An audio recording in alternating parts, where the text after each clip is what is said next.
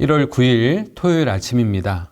날씨가 굉장히 많이 쌀쌀해졌습니다. 여러분들 몸 관리 잘 하시고 2021년을 건강하게 또 강건하게 시작하실 수 있기를 소망합니다.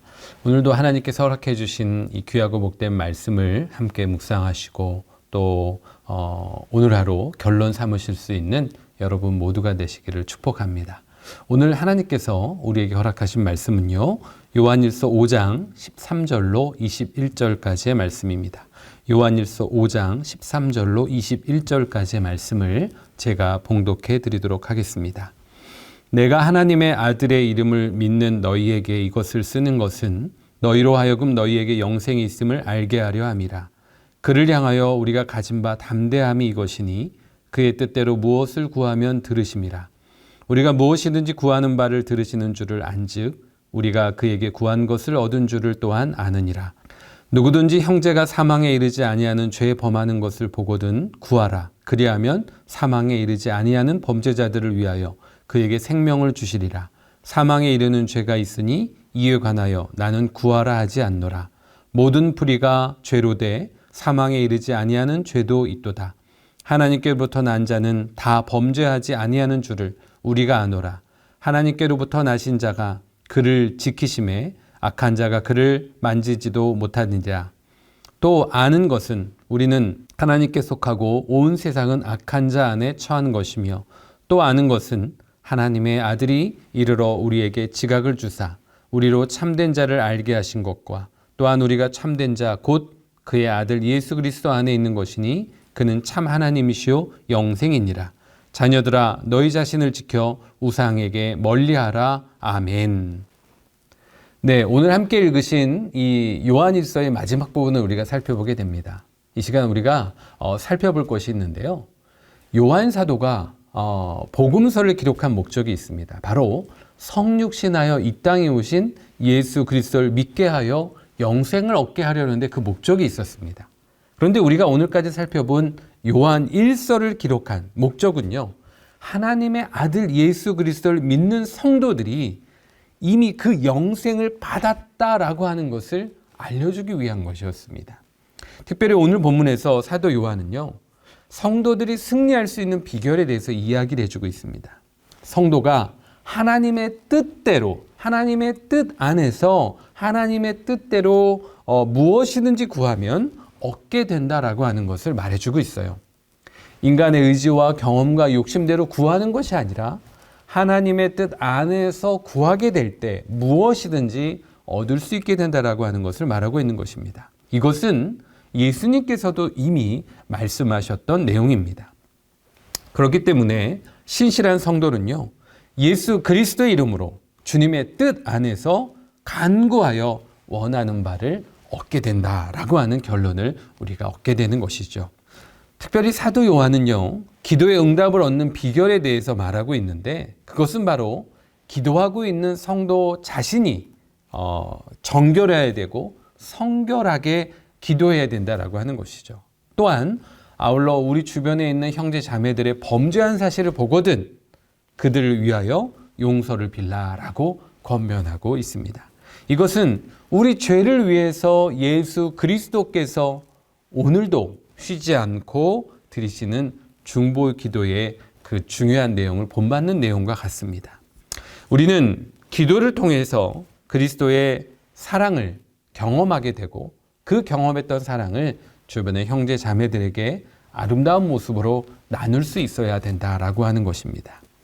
믿음의 성도는 이미 영생을 받은 자인 줄 믿습니다. 저와 여러분 모두가 이미 영원한 생명을 받아 누리고 있는 자들이죠. 그래서 우리는 이 영적인 특권을 깨닫고 지각하고 있어야 된다라고 하는 것입니다. 성도가 영생을 확신하고 주님을 전적으로 의지한다면 당연히 담대하게 활기차게 믿음 생활할 수 있게 되는 것이죠. 이와 같은 그 역동적인 신앙 안에서 드려지게 되는 기도 생활, 그리고 온전한 헌신과 중보의 기도가 우리의 삶을 더욱더 영화롭게 하고 또 평안하게 할 것입니다. 이 시간 사랑의 사도라고 불리는 사도 요한, 형제의 사랑의 하나로서 형제를 위해 기도할 것을 우리에게 권면하고 있는데요. 그러나 성도가 형제를 위해 기도할 때는 내가 내 자신이 먼저 잘못된 것을 위하여 기도하는 것처럼 주의할 조건들이 몇 가지가 있다라고 우리에게 말해주고 있습니다. 그렇다면 이 시간 바람직한 기도의 자세가 무엇인지 함께 살펴보도록 하겠습니다. 그 첫 번째는요, 우리가 담대하게 기도해야 된다라고 하는 것입니다. 기도하는 자는 담대하게 기도해야 되는 줄 믿습니다. 본문 14절로 15절까지의 말씀을 우리가 함께 화면을 통해서 읽어보도록 하겠습니다. 시작. 그를 향하여 우리가 가진 바 담대함이 이것이니 그의 뜻대로 무엇을 구하면 들으십니다. 우리가 무엇이든지 구하는 바를 들으시는 줄을 안즉 우리가 그에게 구한 그것을 얻은 줄을 또한 아느니라. 아멘. 14절의 본문에 보면 담대함이라는 의미가 우리에게 보여지게 됩니다. 담대하다라는 말은 자유롭게 말하다라고 하는 의미를 담고 있어요. 즉 하나님을 향한 담대함을 의미하고 있는 것이죠. 하나님을 향해 적극적으로 나아가는 그 성도의 신앙의 모습을 우리에게 보여주고 있는 것입니다. 그런데 오늘 본문에서는요, 이 담대함이라고 하는 의미가 조금 달리 사용되었습니다. 그것은 바로 확신이라고 하는 의미를 담고 있는 것이죠. 왜냐하면 성도가 하나님 앞에 간구할 때 담대할 수 있는 이유가 있는데, 그것은 영생을 소유한 자로서 자신의 기도가 하나님 앞에 응답될 것이라고 하는 그 강력한 확신을 갖고 있기 때문이라고 하는 것입니다. 그런데 성도는 원래부터 하나님 앞에 담대히 나아갈 수 있는 존재가 아니었어요.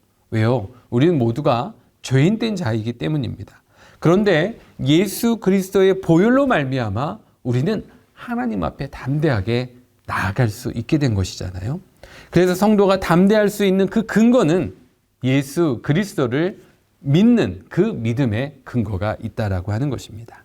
그리고 성도가 하나님께 드리는 간구는 결코 내 욕심과 내 정욕에 의한 이기적인 기도가 아니라 오직 성령님의 인도하심에 의지한 기도이기 때문에 우리가 응답받을 수 있다라고 하는 것입니다. 이렇게 성도가 응답받을 수 있다고 확신하는 것은 바로 예수 그리스도의 그 보혈의 능력을 확신할 수 있는 그 믿음의 태도에서부터 시작되어지게 되는 것입니다. 성도의 확신은 삶 가운데 하나님의 사랑을 체험하게 되어지고 또 그 사랑을 실천하는 가운데 얻는 체험적이며 아주 구체적인 것임을 우리가 확인할 수 있습니다. 성도가 계명을 지키고 또 이웃 사랑을 실천하고 하나님 뜻에 합당한 기도를 드리게 될 때 우리는 하나님과 신령한 교제를 나누게 되어지게 되는 것이죠. 이러한 신령한 교제를 나누는 가운데 우리 모두는 더 큰 확신을 갖게 되고 담대하게 주님께 기도하며 나아갈 수 있게 되는 것입니다. 오늘 하루도 우리가 이와 같은 마음으로 담대히 확신을 가지고 기도의 자리 가운데로 나아가 승리하게 되시기를 간절히 소망합니다. 이 시간 우리가 살펴볼 두 번째는요, 하나님의 뜻대로 기도해야 된다라고 하는 것입니다. 하나님의 뜻대로 기도해야 된다라고 하는 것이죠. 오늘의 본문 16절, 17절 두 절의 말씀을 우리가 화면을 통해서 함께 합독하도록 하시겠습니다. 함께 읽습니다. 시작.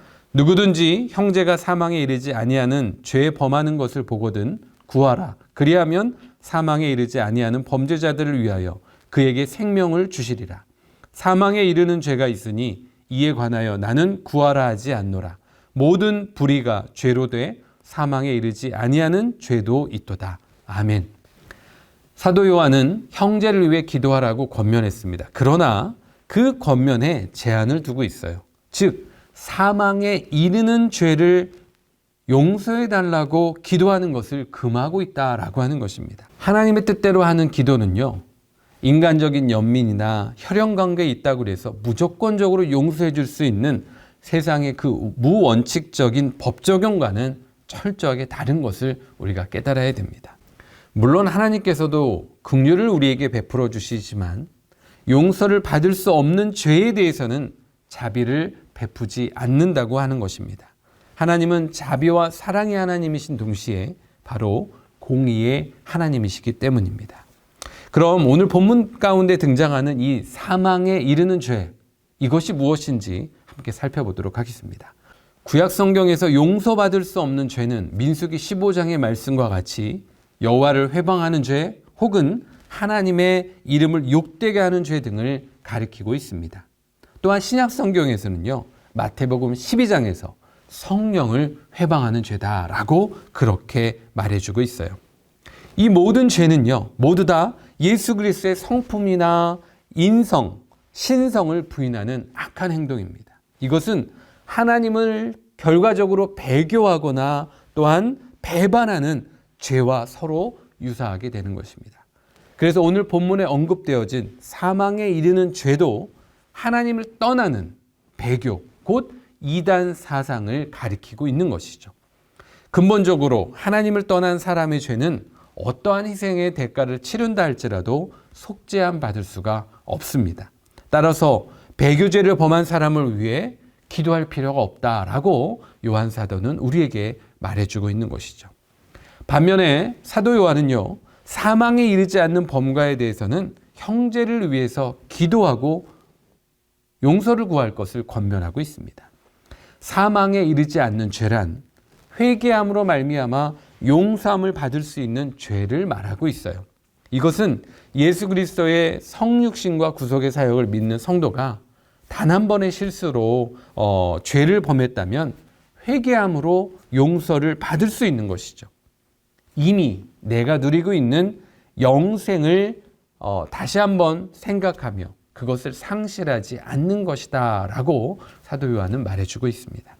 특별히 성도는 항상 하나님과 교제를 나누는 가운데 이 같은 죄를 범할 때 재빠르게 그것을 깨우치고 뉘우쳐 기도의 자리로 나아가 회개해야 된다라고 하는 것입니다.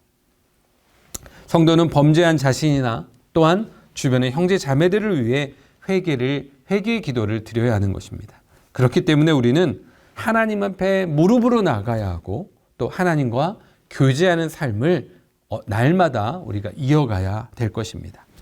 왜냐하면 성도가 형제 자매들이 번거한 것을 볼 수 있고 그들을 위해 기도할 수 있는 것은 우리가 인간적인 노력에 의해서가 아니라 바로 하나님의 인도하심 가운데 우리가 누리고 있는 풍성한 은혜 안에 그들을 위해 기도할 수 있는 것이기 때문입니다. 그렇기 때문에 우리의 잘못된 기도 생활에서 우리가 벗어날 수 있는 길은 하나님과의 온전한 친밀한 교제의 관계 가운데 우리가 찾을 수 있게 될 것입니다. 사랑하는 성도 여러분, 사도 요한은 그 당시 이단들의 거짓 가르침 때문에 예수 그리스도를 하나님의 아들이라고 고백하는 무리들 중에서도 성도들 중에서도 영생에 대한 확신 없이 죄를 범하는 자들이 많았던 것을 알았습니다. 그래서 사도 요한은 영생을 강조한 것이에요. 내가 이미 영원한 생명을 받았고 누리고 있다라고 하는 것을 강조하고 있습니다. 더 나아가 영생을 누리는 자로서 형제 자매를 위해 기도할 것을 권면했던 것입니다. 그래서 형제를 위해 기도하는 성도는 하나님의 그 구속의 은혜를 온전히 깨닫고 확신하는 자이고 하나님께 받은 참 사랑을 실천하는 성도인 것입니다. 그래서 우리는 형제를 위해 기도하는 가운데 그리스도의 참된 사랑을 다시 한번 경험하게 되고 그 사랑을 우리 주변에 있는 또 우리 가족과 공동체와 내가 속해 있는 곳에 또 지역사회와 나라와 민족과 세계 열방을 위해서 전할 수 있는 사랑의 전달자가 될 수 있는 것입니다. 오늘도 이와 같은 말씀을 함께 묵상하시고 또 삶에 적용하시면서 기도의 자리로 나아가실 텐데요. 주님께서 원하시는 그 방향으로 믿음의 방향으로 나아가실 수 있는 저와 여러분 모두가 되시기를 주님의 이름으로 축원합니다.